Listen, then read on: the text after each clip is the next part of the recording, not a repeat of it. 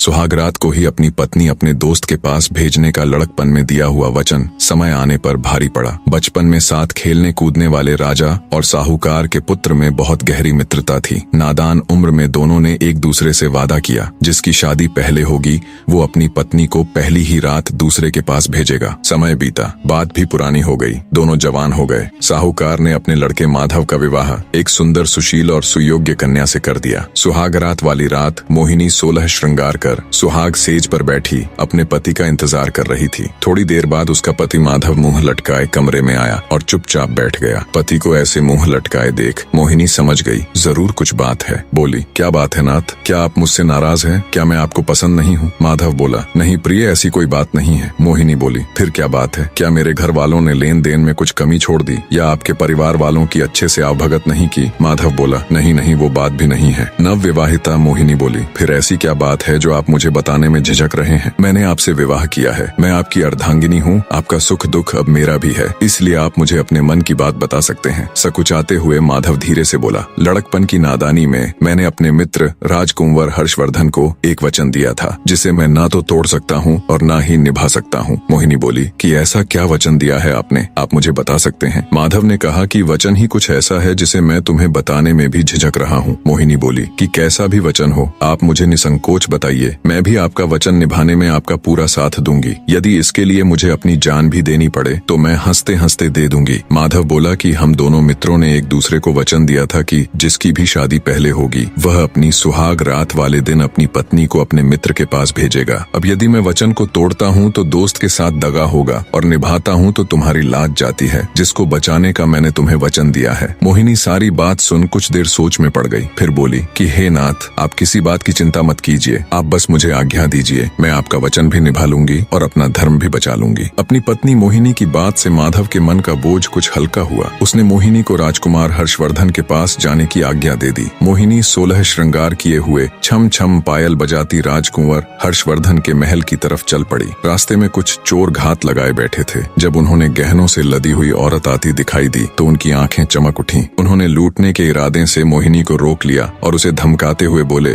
चुपचाप अपने सारे गहने उतार कर हमें दे दो, नहीं तो हम तुम्हारी हत्या करके सारे जेवर ले लेंगे। मोहिनी हाथ जोड़कर बोली, कृपा करके अभी मुझे छोड़ दीजिए, अभी मैं किसी बहुत आवश्यक काम से जा रही हूँ, जिसके लिए मेरे शरीर पर इन गहनों का होना अत्यंत आवश्यक है। मैं वचन देती हूँ, जब मैं वापस आऊंगी तो खुद तुम्हें ये सारे गहने उतार कर दे दूंगी। आपको दिया हुआ वचन मैं जरूर निभाऊंगी। चोरों ने कुछ सोच विचार कर उसे जाने दिया। मोहिनी जल्दी ही राजकुंवर हर्षवर्धन के महल की सीढ़ियां चढ़ती हुई उसके कक्ष के सामने पहुंच गई। बने रहे।